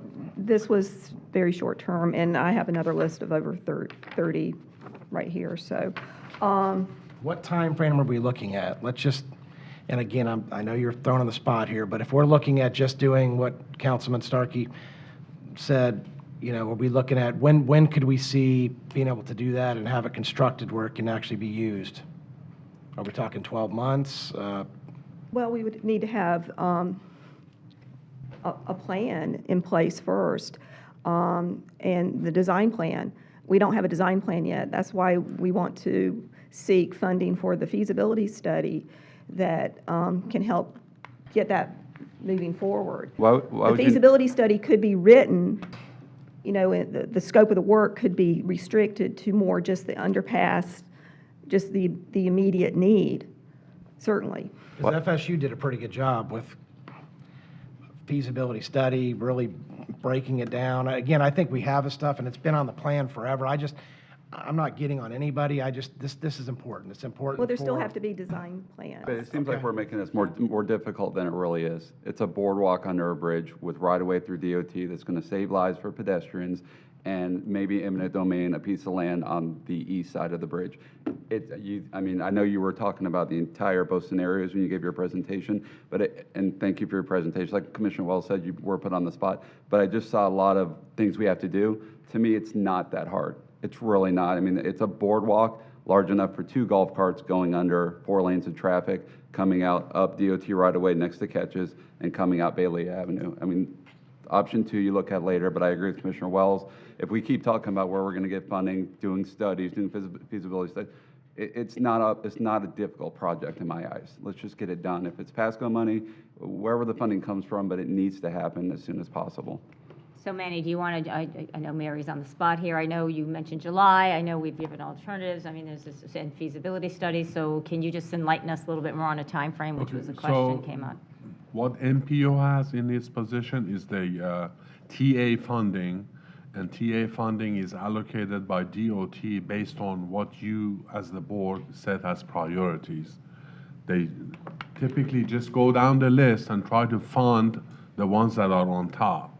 So if you have us move the project up, if you want, we can bring the TA priorities to you earlier, but when they develop the tentative work program, they look at what we said, what the MPO board sets as priorities, and they just fund them as funding is available for Pasco County. So can you bring that list to the next, I know you say July, so can we take a look at that list at the next meeting to see what the priorities are in advance of the July listing to have some discussion? I'd like to ask DOT if, they're not going to develop the next tentative work program until later in the year, this year, maybe in November or December. Even if you do move the priority up, I don't know how they can fund it before then. So are you talking about if DOT funds the whole project? Because Commissioner Wells was talking about Penny for Pasco funds, so none of that would even come into play. No, we have to look at what Penny for Pasco can do. I'm just talking about what MPO has as far as funding towards this project. But I think Craig had indicated to me that the earliest would be with the 2019 MPO budget. Madam Chair. Yes, sir, If I Commissioner could, and Wells. I know we all went through this list, we all went through the top 12 projects, and we don't want to see them get bumped. I think we all agreed on that, but this is, and you use the word, it's not like it's set in stone. I think we might still be able to get some funding. We've got TDC funding that might be available. I think there's other funding sources where we can get this thing going, and then can we get reimbursed? Is there other things we can do? And that's my thing, is just getting the project done. I know we still have to go through the studies, but hopefully we can do it sooner than later and involve the Bayou District and the stakeholders. And Commissioner Wells just said the TDC funding. I think that's I know as with our new tourism director, new ideas are coming forth, and very what do I say, project-driven. He's very driven to get things done. That may, yeah, be something too that I think would be very worthwhile looking at moving forward. But what I'm hearing here is this urgency from several commissioners, and Commissioner Mariano will talk next, yeah, to move this forward. And yes, and to go to the bumping, nobody likes, we all sit here and everybody's bumping everybody's projects. So, yeah, especially since you broke it out into two pieces, one which seems much simpler and some alternative funding sources with Penny and TDC. And I think it's, I think there's some opportunities here that can be, explored that we may not have been thought about initially. Commissioner Mariano. I think probably a good idea, I'm glad you brought up tourist development, to bring it to TDC at the next meeting, put that presentation on, see if they can make a recommendation, putting some money toward it, to at least the design part, to get the design started. Let's get that thing rolling. The other thing, talk with Melanie Kendrick about trying to finance some stuff down there between parking garages and other things. When you look at the business district that's around there, there's a lot of businesses that are target industries that are right there. I think there's a direct correlation where they would benefit when their people come down and they can take them down to like a Whiskey Joe's or elsewhere down there. There's got to be a synergy that can tie in. And I think it'd be real easy if we could get that list of companies. I think if we just send a letter out, would you support this? That simple letter back should give us the backing we need to justify, look, this is good for economic development. Let's use that penny money and help make this, get funding for the next step. It's a very unique project. So, I'm not, oh, I want to add one thing just for your consideration on this, and there certainly are ways for FDOT to participate in funding for trails and pedestrian safety projects and things like that. The golf cart part of it, though, is something that would make it a little bit different. What we would probably end up doing in that, because we don't allow for golf carts to operate within our trail system, is we would probably work with you and have you take a permit out to build it within our right-of-way, but then you'd have to operate, maintain if you're going to put golf carts on it. So it can be done, it's just, that's not typically something, our policy for golf carts doesn't allow it on the trail. And my understanding right now is City of Newport Richey and Port Richey are not LAP certified. So I think they would need to ask the county to take over that. Well, Madam What Chair? I am hearing is, yeah, people do want to work, I mean, what I'm hearing from this board, as well as everybody wants to make this happen, and there's, again, I'm just going to say there's various options, even without lab certification, so, yeah, I think we need to just look at that and just bring that up to the front burner here. Commissioner Moore. One thing, and I agree with all your statements about we want to see this move forward. Why, and I'll ask Councilman Starkey, because I'm sure they'd be on board. I know nobody's here from Port Richey, but once this is done, I would assume that the cities could work together just on the general maintenance and things like that. So that could, I don't even think that's something we need to worry about right now. I'm sure the cities will want to work together to maintain that, to keep it, I hate to say the word pretty, but, appealing. So I don't think that's something we even have to consider or worry about right now. They'll take that over. And just going to the TDC, and I do serve on the TDC, and I know we are working, trying to reach out to the cities, to a destination, all of Pasco County and different areas. So I think it's definitely worth bringing it to them and seeing what their thoughts would be. But I can't imagine it would be negative, that they would want to move forward with that. If somebody wants to ask for that to be put on the agenda, Now I would definitely consider that. Yeah, our next meeting is already scheduled, and the agenda's out for next Wednesday, but, I would talk to Mr. Thomas and just see, but I definitely think we move that, get that on that. You might want to put it on the next one. Yeah, so see. After that. Not next week. Yeah, No, it's already out. We're full. But we can start having those conversations. Additional comments, but again, thank you. I know you were, I put on the spot has been the word, so, but you did a wonderful job, and it looks like a great project, and I know we're working so hard to make destinations in various parts of Pasco County because of their diversity, so I appreciate you doing that. So I would like to ask the board, in the short term, you want the immediate boardwalk project, but in the long term, do you want to look at a bigger vision? Councilman, I'm going That's to supportive refer of to the our Harbor's two plan. Councilman Starkey. I would say yes, but I agree with Commissioner Mariano. I mean, you need to get private sector involved, because there's a lot, when you talk about difficulties with a project, you look at the aerial view of that waterfront and look at a boardwalk going across the whole waterfront. There's a lot of obstacles in the way there, so you really have to engage the public sector or the private sector, excuse me, the business owners, Bayou Business Association, see what their ideas are, how much they'd be willing to do. So it's something I think we should definitely still be looking at, but let's get the phase one done first. And no, Mayor Massett's not here today, so I know if we can reach out to him and just, obviously, just so we can keep moving this along. But there Thank you. obviously is an interest to keep moving along. Thank you. So thank you so much. I appreciate that, Mary. Brings us to item C, the Wesley Chapel update, and Ali, I think, is doing this for us this morning. Why do I get all the controversial projects? You're doing a good job, though.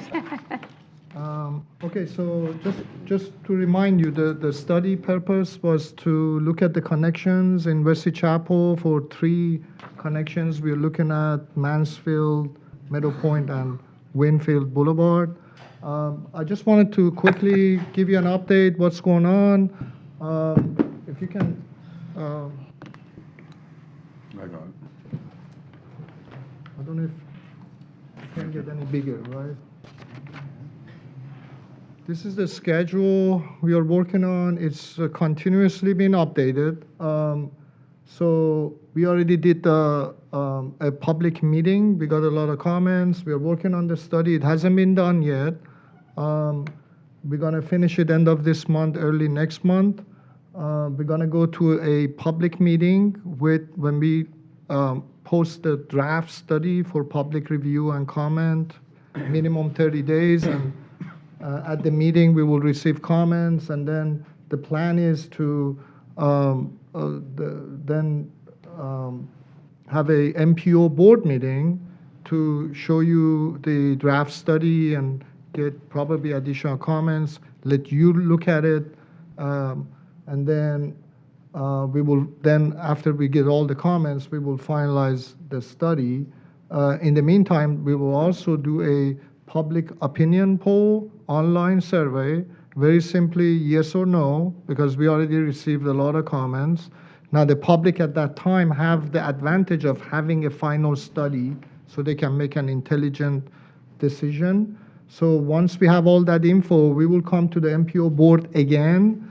At that time, we are looking for MPO board to actually make a recommendation. We don't want to put in any recommendation by staff in the study. So we will give you all the info, what the public said, the opinion poll, the study. We will give you negative and positives of making the connections. So you know what are the negative and positives are. And then we give you the cost of improvements, that if you make connection or not make connection and all that. And then at the end, when the MPO board make the recommendation, it goes to the BCC to make the final decision. So the calendar or the schedule cut off at the MPO board, but then just for you to know, there will be a follow-up BCC meeting for them to make a collective decision on the openings. Questions, Commissioner Moore? So just a few statements real quick. And Ali and his team have been great over the last, year and a half or so. It was decided instead of, for all the years, staff and attorneys going back and forth having these discussions, it was important to actually do a current study on this situation because things changed. What happened 10, 12, 15 years down the road, this is a different world now. If you remember back in the day, before all the Wesley Chapel was developed, there was no Wiregrass Mall, there was no Outlet Mall, there was hardly any restaurants, there was barely a JCPenney there during this time frame. A lot of people were going to Hillsborough. Well, now it's just the opposite. So it's important to get those current traffic studies, especially when you look at Mansfield, for example, because there's multiple connections to look at. You look at Mansfield, there's 3 schools on it. You needed to study that with 3 new schools on it. But they've done the studies. It's thorough. It's comprehensive. They're doing it the right way. And they're also, what we're doing is obviously making sure we have public input. And that's what's most important now, is having that public input from the people that live there that would be affected. Something else I want to note is that the poll that's going to happen is for Pasco County residents only. It's not for Hillsborough County residents. This is for Pasco County residents. We, as an MPO, we as a county commission, our job is to be concerned with our residents here in Pasco County, and that's very important. We need to remember that through this process. We need to continue to remember that through this process. Our residents, here in Pasco County. I won't say much more now because we're waiting for the study to be, And to add continue to- to be completed. Go ahead, Ollie. Yeah, and to add to what Commissioner said was that the positive and negatives that we will list is for Pasco County residents. What are the positive and negative for them? Yep, and because so I'm not going to get into the weeds too much here because, you've seen and heard what some of our folks on the other side of the border, certain county commissioner in Hillsborough County, has been saying. But you know what? Again, we need to make sure we stay strong and look after what is in the best interest of our citizens throughout this process. Thank you, sir. Additional comments? Commissioner Marion? I find it unusual, though, that you say you're not going to put a recommendation. I mean, we pay good staff money to do research and actually come back with recommendations. We're going to question them, we're going to go through it with you, but why would you guys put a recommendation on this issue? What's driving that? We can. I'm thinking at this point, it's, to me, if I say my recommendation is to open, I'm not giving an objective look as right now. Now, I'm thinking when we go through the MPO board, before we go to BCC, at that time, we can make a recommendation, or at the MPO board. I want to make sure we get all the public comment, we finish the study objectively. I don't want any biased opinion, or at least give the impression that we have a biased opinion. So that's why I don't want to be saying that the staff is recommending to open. We just like, but we can, if you want us to, we will, but it's up to, that's why I wanted to bring this issue up, to make sure everybody is agreeing the way we are approaching this. I mean, you've got engineers, you've got studies, you've got information, you're laying out that information. I mean, I don't know, I just find it unusual that we wouldn't get that recommendation, whatever it may be. Well, there are issues like the cost, if you open, how much it costs, all these things, it's not just a simple, I mean, we've been showing the connection in the MPO long-range transportation plan for many years. So there's things needs to be considered. It's not a simple thing, it makes a connection. This is. So is there any point where you will be making a recommendation? Even after all the public input? I haven't thought about it, at what point we will, I wasn't thinking to make that, but if the board is desired to us to make a recommendation, we will. I mean, I don't have any problem. I'm seeing some yes, some no, and I hear what Commissioner Mariano is saying, because often you guys are sitting in the front seat there and can, and you're the expert, so I can definitely relate to that, just at least understanding from your positions as the experts what is, your recommendation, but I'm seeing a shaking head, no, don't do that. I agree with Ali, and the staff doesn't need to make a recommendation on this. I mean, this come down to a situation where the study, look at the study, you're going to need to make your own determination for what the results are. The study's going to be unbiased. It was an outside company that did the study. Make your determination and see what the citizens say. That's what, they're going to do the public polls, and we'll be able to see. You'll see. Yeah, we will list all the improvements needed, the costs of the improvements, what did the people say, in our opinion, what are the positive and negatives to Pasco County residents. So it's not a straightforward thing. So that was our recommendation. And again, everybody talks about one road, and constantly talks about one road. We got to remember there's other possible connections besides just one, too. Besides just getting to Mansfield, there's Meadow Point Boulevard, which is actually, I don't want to get into the weeds too much right now, but is designed to go to 4 lanes. So do you look at that and say, hey, if there's a connection that needs to be made, is that a better option? I know what my opinion is, but again, So we'll during wait on the, that, but yeah, during you our gotta briefing. gonna have to, make that determination from the information that will be brought to you at some point. And just as a heads up, City of Tampa, where the K-Bar, MI homes are, their conditions of approval require 2 connections of Meadow Point and Mansfield to happen at the same time.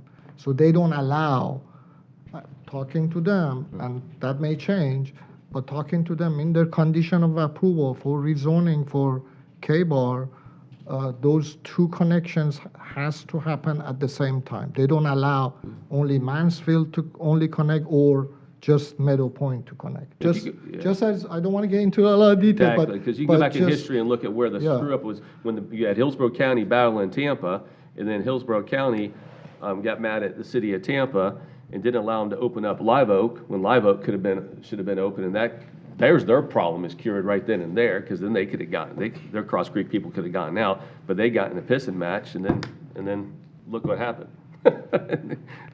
Now they didn't agree on something as simple as that back in the past, but we don't need to get in the weeds that much now. We got. So we do have time. It's May, yeah, we're in May, given the schedule you've given us here. I know you're coming back with some draft study results, and so there's conversation, so we have opportunities so I guess it's evolving until we get to that final point. Did you have an ending comment? Just, as Commissioner Moore says, there's so much information that's out there that these guys will know that we don't know. Now, you're in the midst of the whole thing, so I can feel your passion every step of the way. But these guys, they may have information, and I don't even know where this other road is, or if there's another road out there. I mean, we could flip even conditions back to say to them, look, Hillsborough, Tampa, you've got to do this, this, and this before we're going to do this. And maybe regionally, it's going to take DOT to get together, because let's face it, all drives on 54. Maybe regionally, we need to go look at what the solution's going to be for the whole area, not just us burdening the thing. That's why I say the recommendation might not be a bad thing, but all things considered, we need to look. Yeah, I think if you look at this, Commissioner, once the study's completed, it's So- easy to decipher. So let's do this in the interest of time. In my I mean, if you look at the study dates and time frame here, I mean, there's our opportunities. We've got Yeah, just in go with June the- coming go up. with Yeah, the- so go things with are the schedule happening, for now. so let's, but thank you for bringing it, and we can follow it and get input and see the input. So we'll just continue it and see what the questions are as we move forward. I know we're getting short on time, and usually we start Thanks, Ellie. losing folks, so where are we at? We are at the Regional Transit Study. We have Scott Pringle, there he is. And again, I know we're getting to that bewitching hour, as they call it, so try to move it along. Good morning, Scott Pringle with Jacobs. I am the project manager from the consultant side for the Regional Transit Feasibility Plan. This plan itself was funded by the department, and it's being administered by the Hillsborough Area Regional Transit Administration, or Authority, I should say. I also have here with me Mr. Tremonti. He's the director of T-BARDA. I realized that Mr. Tremonti gave this board an update last month, so I'm going to quickly go through the highlights of that presentation. I'm not doing the entirety of that presentation. And I do have some information that I can bring forward to the board this morning related to some of the questions and dialogue that occurred last month, and hopefully that'll help alleviate some of those questions and bring some additional information to light. So with that, just a quick reminder that the plan's purpose was twofold: to identify the vision for premium transit within Tampa Bay, but also take that next step and identify what could be the first project to get the ball rolling on implementation of that larger vision. We are calling that first step the Catalyst Project. And again, an important thing to remember here is that this Catalyst Project is not replacing anything else in the vision, but it's just a project that we think we can move forward with to get moving on building the ultimate vision. This is that vision. There are over 21 different premium regional transit projects within the vision, including connections in Pasco, several connections in Pasco, US 19, 54, 56, the CSX corridor that runs parallel to US 41, and then connections 275 up through 75 in Wesley Chapel. Once we identified the vision, as I mentioned, the plan's purpose, the next step was looking at the federal state grant regulations and criteria to identify the project that we can move forward with here today and get the ball rolling on that ultimate vision. So there are two concepts that came out of our technical exercise. The schedule for the plan, I'll take a step back. The schedule for the plan, just as a reminder, is 2 years. The first year was focused on the technical work with outreach, and the phase that we're in right now is solely focused on outreach, which is revolving around these two concepts. So the first concept is looking at a rubber tire transit solution along the I-275 corridor that connects Wesley Chapel all the way down to St. Pete. It's about a 41-mile corridor, and the concept here in the vision is to improve the shoulders of the interstate, approximately 15 feet, and obviously there are pinch points along the corridor. Taking 10 of that 15-foot width and dedicating it to transit, leaving 5 foot for disabled vehicles. And that concept itself, where you're improving the shoulders, is represented along the pink lines along this corridor itself. Really, that's from Beers to St. Pete, but we're also looking at that same concept when we're looking at the interchange in 56. There's a lot of congestion for people trying to get off at 56 in Wesley Chapel, as well as the connection in 54. The only places where we're looking at some other options other than dedicated transit lane is in the conservation area between Beers and approximately County Line Road and Pasco. But of course, going across the bay itself, that's obviously a big natural obstacle in the corridor that we had to look at and overcome.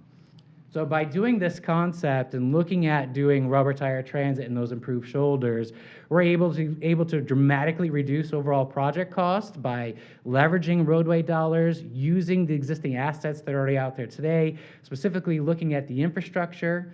As you would imagine, anytime you add new additional infrastructure, say an overpass or a bridge, it makes the project quite costly. So again, we're looking at using that interstate corridor, leveraging those roadway dollars, 21 stations across the entire 41 miles. The vast majority of those stations we want to be at street level, so they're not in the interstate. The vehicle would actually work its way out of the dedicated lane to get to 54, for example, 54, 56, and have a station that's within the community itself, not within the interstate. The travel time, if you did all 21 stops, we're looking at 80 to 95 minutes. But the reality is you're never going to operate that service that way, where you're forcing everyone to stop at every single stop along the way. This is just a picture of what the dedicated lane could look like. Again, looking at carving that space out of the shoulder itself, making sure it's clear that it's for transit use only. There are a lot of different operations and how we treat that dedicated lane. Is there an opportunity for separation between general purpose lanes and this dedicated lane? Here's some examples there of some opportunities to create separation, just to make sure that people understand that this space is for transit only and not for automobiles. Just a picture of those street level stations. Some examples of intermodal centers. There are 6 intermodal centers that we're looking at across the entire corridor. One of them is in Wesley Chapel, and this is where we're going to have a major investment in stations to really allow that connectivity to the local transit network, circulators, if that's part of the conversation, so that we have a focal point for the community to get access to the transit system. Now, when I say rubber tire vehicles, a lot of the conversations have been about bus rapid transit. But this is not your traditional bus. This is not the bus that is providing that local service here in Pasco County. The vehicles look dramatically different. They basically look like a train that's on rubber tires, and they have all the amenities associated with that vehicle. Some of those times that I talked about. So if we were looking at providing that dedicated space within our transportation network, what that allows us to do is run a number of different types of services within that dedicated space. You could have a number of different routes, for example, picking people up here at 54 and 56 in Pasco County, making a stop at the USF area at Fowler and going down straight to downtown Tampa. And we're approximating about 25 minutes to make that trip end to end, which I think, as anybody knows, is they're making that travel during rush hour, you're hard pressed to make that time, especially if there's a lot of congestion on the interstate. This is a little closer view of the northern section. Again, when we get into Pasco County, the idea is to make sure we got those dedicated transit lanes as part of the concept, as part of the vision, to make sure that we can get around the congestion that we all know exists when people are trying to get off at 56 or 54. Again, we want that speed and convenience of this transit service to make sure that it is a service that attracts riders. Now, in doing this, I think the one important thing to talk about the I-275 corridor is the partnership with the department. We have a very rare and unique opportunity to actually leverage roadway dollars to the benefit of transit. Now, the department is looking at modernizing the interstate, and there's an opportunity to use those roadway dollars to prepare that corridor for future transit use, which dramatically reduces the overall project cost. And we're anticipating for that full 41 miles that it's about $455 million to construct. Now, we also, another top-performing concept coming out of the evaluation was the CSX corridor, looking at USF to downtown Tampa. Again, maximizing the existing assets that we've got out there today, which is that freight corridor, looking at a rail vehicle that can safely operate and intermingle with existing freight traffic. You can see the stations that we're proposing here as well. And again, by maximizing those existing assets, we're able to get that project cost for that 9 miles down to about $620 million to make that connection. So take those two concepts, put them side by side. With the work that we've done, we feel that both are going to be competitive for those federal and state grant dollars. You can see the cost per trip is an important metric that the federal government looks at. They want to see that all trips your project is basically $10 per trip annually or better. And with both of those projects, we're pretty close to that mark, the 275 corridor, achieving that goal. A couple of distinguishing factors between the two corridors is when you look at I-275, the opportunity to use the existing right-of-way that's already out there today is a big benefit. You still have to look at right-of-way for those station areas, whereas the CSX corridor, we need to have that conversation with CSX to either purchase or lease that right-of-way in order to provide the service. And there is a difference in the time to construct. All things sort of, coming together. In a perfect world, we're looking at about 5 years for the vision on I-275 versus a little bit longer on the CSX corridor, which is about 10 years. You can see some additional statistics here, the cost per mile, the number of counties, and the population and jobs that both of these concepts touch. And again, it's absolutely critical that this spine that'll connect our region, especially when we're talking about the I-275 corridor, is making those connections to all the other activities that are going on in our region. A great example is what you're looking at on 54, 56. There's an opportunity to connect that directly to this system here and provide that service. Now, I know at the last meeting, there's a lot of conversations about looking at some other additional options or some more cost regarding to the CSX corridor. We presented this information to the TMA leadership group on March 9th, and I do have that information here this morning. We looked at a couple of different alternatives. Specifically, we looked at extending. We're looking at the 9-mile corridor from essentially the Fowler area down to downtown Tampa. The question was, okay, can we take it all the way to basically the doorstep of USF, and what does that mean cost-wise? We also looked at extending that up to 54, which is right there at that 54 US 41 interchange or intersection. What are the costs associated with that? What type of ridership are we getting with that alternative?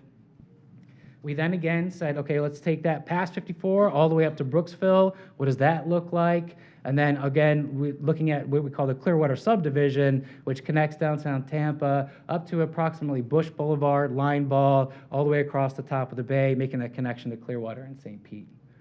So on the left-hand side of this table, you'll see that CSX recommendation that I just talked about, connecting essentially Fowler to downtown Tampa, and comparing it against these other alternatives for CSX. So the first, again, taking a little bit further to get to the doorstep of USF, you can see the increase in cost there. It's about 2 miles longer. The per mile cost is between 58 to 73 million, and then the operating cost. With the ridership, we're still looking at about $11 on that annual cost per trip, which is pretty close to that metric. Now, we also looked at the extension of getting up to 54, and while that does increase the overall cost, we're looking at almost $1.2 billion to construct that project.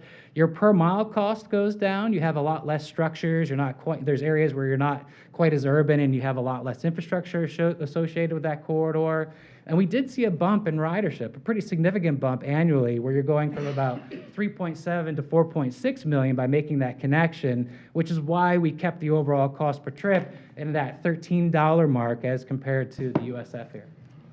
Now, when we start taking that further, though, take that further north from 54 all the way up through Brooksville, again, you can see that cost per mile trip approximately the same or coming down, but we don't see a big increase in ridership, and that's why what we're looking at is, the cost per trip in this case is over $28, and really now you're really getting outside of where the federal government is going to want to see a project and consider a project to be competitive.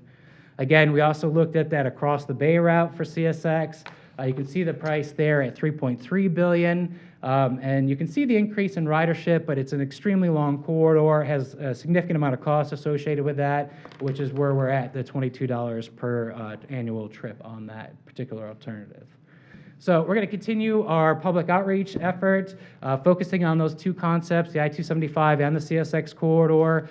We've started that effort, and we're going to continue it through the summer, and collecting comments, and then we'll take these draft concepts, incorporate what we're hearing from the public, and finalize them in fall. And with that, Madam Chair, I'll take any questions. Thank you, Scott. Questions, comments? Commissioner Mariano. Thank you. Scott, I had asked you months before even the March meeting about taking a look at the Wesley Chapel area, taking a look at the Trinity area, and that intersection at 41 where it gets so crowded, where we just look at spending between up to $200 million to do an overpass or more than that for an underpass, depending on how we go. But so it's a substantial chunk of money. We talked about the price of the land for CSX. You guys have used the Orlando numbers for what the cost of the land would be. Right. Is that consistent all the way up to 54? So the same numbers are being applied there as it is down in the heart of Tampa Bay? Yeah, per Mr. O'Malley's direction at CSX, we were using the same per mile cost along the entire corridor. And that's something that he requested of us before we even started the effort. Okay, but but you guys haven't done any breakdown as far as what really the cost numbers should be different-wise from rural land up in Northern Hillsborough compared to what it is down in the heart of Tampa? Yeah, we didn't change that per mile cost. It's roughly about $7 million per mile for that agreement with CSX. But you did see the per mile cost come down because when you're in more suburban areas, there's a lot less infrastructure along that right of way, so it does impact the overall per mile cost. And as far as getting people from the Wesley Chapel area over to 41, and Trinity people, US 19 corridor, over to 41. Did you do any study as far as looking at what the ridership would get to if you made that more available? Well, like I mentioned, we looked at taking it up to the US 41 area on 54, which is where the existing CSX corridor is, and where it crosses right there next to 41. And as I mentioned, you do end up with a higher project cost at about $1.2 billion. But as I mentioned, we also saw a pretty good bump in ridership, which is why that per travel cost or per trip cost remained sort of relatively competitive at that $13 per trip annually. Okay, so would the answer be no to my question then? Which question? I mean, we're looking at the CSX corridor up to 54. Did you look at what the ridership change if you set up an express bus from Wesley Chapel over to 41? And from US 19 on 54 over to 41 as well? As a companion piece to the CSX Companion corridor? piece, exactly. We were focused on the corridor itself. Again, we were trying to identify what that first project is. We can certainly talk about the larger network and what we're seeing on ridership between those. I think what you're going to see is there are interplays between the two, but the projects themselves sort of generate traffic a little bit differently. They're a little bit different travel markets when you're looking at bringing people straight out of Wesley Chapel versus looking at people coming out of the 41 area. Okay, because I think the 41 corridor would actually help even the traffic down in Suncoast Parkway with the congestion it gets on that. Are you referring to just the ridership or automobile traffic as a whole? I think you see both. I mean, if you get more people on the rail line, it would cut down dramatically, up and down. If you get people from Pasco County from all over trying to work their way down, and again, we're a major commuter county heading south. If they didn't have to take their car, they could ride the rail. I think it goes up further. Now, whether they're coming from Wesley Chapel, which you're going to swing them down 275, or if you swing them over, if they're all going down to USF and south, they go to the same spot. So rather than building them or going around 275, which has plenty of congestion, as you see probably every day, and you can now take them over to where they can get on a rapid transit bus and now take a rail line, you'd save a lot of trips, completely freeing up the area. What I can provide is in the evaluation, we look at the reduction in overall vehicle miles traveled. So I can provide you that number, and that gives you a sense of the simple fact when you're attracting new riders to this transit service, they're no longer driving. and you can calculate what their original sort of number of miles traveled are, and we can talk about the reduction based on having that transit project in place. I can certainly bring you those numbers. All right, and what would the numbers be if DOT didn't put in the, I think it's $450 million for those express bus lanes? What would the numbers, apples to apples comparison, come out to be? The project, if you look at the transit project as a standalone project without leveraging any roadway dollars, we're looking at about 1.6 billion to construct the entire 41 miles. So the numbers per trip ride would show us as what? It would rise, that's correct. So What we would the were apples to apples making, comparison be if you didn't get the subsidy from FDOT? correct. I mean, What would it be is what my question. I can bring that forward to you, but again, what we're looking at is the opportunity for a partnership with the department. It's such a rare thing from a transit perspective, as a transit professional, to actually get that opportunity to use roadway dollars for the benefit of transit. It's an entirely different pot. It's coming from federal highways, and it's a great opportunity to leverage those roadway dollars. Would the cost per trip go up? Yes, because the project overall cost would go up. Okay, so, I mean, we're really not looking at apples to apples comparison. You got it structured where the express bus has an unfair advantage to what the rail is, the way you put these numbers Well, I together. wouldn't say it's not an apples to apples. The metrics are exactly the same. We don't have that same opportunity on CSX. There's no entity out there that would provide that partnership to leverage additional funding to move that corridor forward. So the metrics are exactly the same. It's been an objective evaluation. It's just that we have this opportunity to reduce overall project costs, much in the same way that Sunrail did in their partnership with the state when they got the Sunrail project up and running. It's a different mode here, but it's essentially the same kind of conversation. And I'll just close with, when we look at the US 4150 corridor, we're going to spend a whole bunch of money.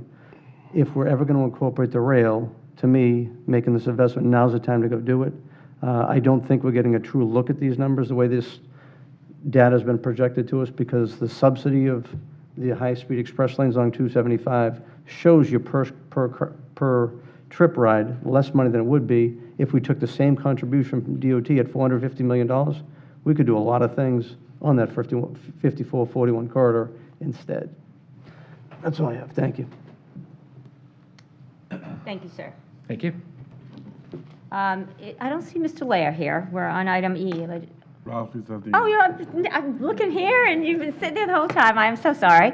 And in the interest of time and respectful of everyone's commitments after the 12 o'clock hour, so can just want to make that note. But thank you, and I'm sorry I didn't see you. No problem. Ralph Lair, I'm the Intergovernmental Affairs Officer for Pasco County. I'm going to highlight some issues that pertain to your all's discussion today regarding the 2018 legislative session. 3,250 bills were introduced. Of that, 200 bills passed. Transportation funding, let me just say, the state passed a budget of $88.7 billion budget. Of that, Florida Department of Transportation is going to receive $10.9 billion, of which $9.9 billion is earmarked to the department's work plan to build and repair the Florida highway infrastructure. Pasco County received $15 million for the I-75 and overpass interchange design build project. We received $1 million for a PD&E study for US 301, US 98 Clinton Avenue intersection realignment. One project that came to Pasco County, unfortunately, was vetoed by the governor, and that was for the city of Dade City. They received $4.7 million for Morningside Drive extension. Unfortunately, like I said, was vetoed. City of Zephyr Hills received $750,000 to do a route alignment study for State Road 56, an extension from 301 over to 39, and they received $5.9 million to do improvements to the Zephyr Hills Municipal Airport. They're going to extend one of the runways to bring in larger planes. One other issue that was funded in Pasco County that is of interest to you all, Habitat for Humanity's neighborhood infrastructure received $276,783. Bills that passed. I know that the Florida Metropolitan Planning Organization Advisory Council would give you all, give the MPOs updates, and we're tracking several bills. But because of the Parkland incident, the issues shifted and changed. That's why a lot of bills did not pass. The focus became on school security, which is rightly so. So from the bills that the advisory council were tracking, only 2 bills passed. That was a motor vehicles bill, authorizing mobile carriers to be operated on sidewalks. These are, I would say, they look like a dune buggy / motorcycle vehicle. So I guess in some counties and in some municipalities, they're currently being operated on sidewalks or on trails and pathways. So there was some change to law to that. And then they had a large transportation, what we call train bills.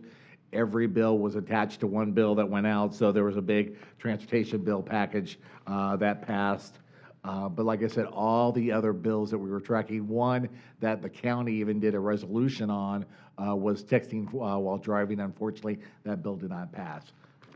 If there's anything specific you want me to talk about, I'll be glad to do so, but in essence, some time, I'll Thank cut you. it out. Questions for Mr. Lair? Thanks again, Ralph. Yeah, thank you for all that you do, and thank you for sitting through the whole meeting here to give us that report. But we appreciate all you do and know that you're always there to answer any questions for us, so we appreciate that. With that, we are moving on to item F. That's Manny's going to take care of that, F and G. Both item F and G is just in there, and notice that the public comment period will end actually on this day, today. And we're going to compile all the comments and bring before you next month the UPWP and PPP for final approval. I just wanted to show you a video. I think we showed it last time. Is it quick? Yeah, it's very quick. Got people going to lose people here. I can feel it. Got a meeting. This is less. It's very quick. Okay. It's time, Pasco. It's time to tell us what you think about transportation in your area. The Pasco County Metropolitan Planning Organization MetroQuest survey allows you to tell us how you feel about safety, trails, bus transit, congestion, traffic, or any issues on your mind. Fill it out on your computer or mobile device. The interactive map lets you show us the exact location of your issues. It only takes a few minutes, and your comments will directly affect transportation improvements and projects today and in the future. You can make a difference. Very good. Thank you. That is good. Thank you. You have future agenda topics. Is there something specific there? I'm not sure what that is. Yeah, I don't have anything for right now. Okay. Any public comment, portion of the meeting for public comment? Anybody there like to address the MPO board at this time? Seeing none, we will adjourn at 12:10. Thank you. Ma'am, thank you, ma'am. Good job.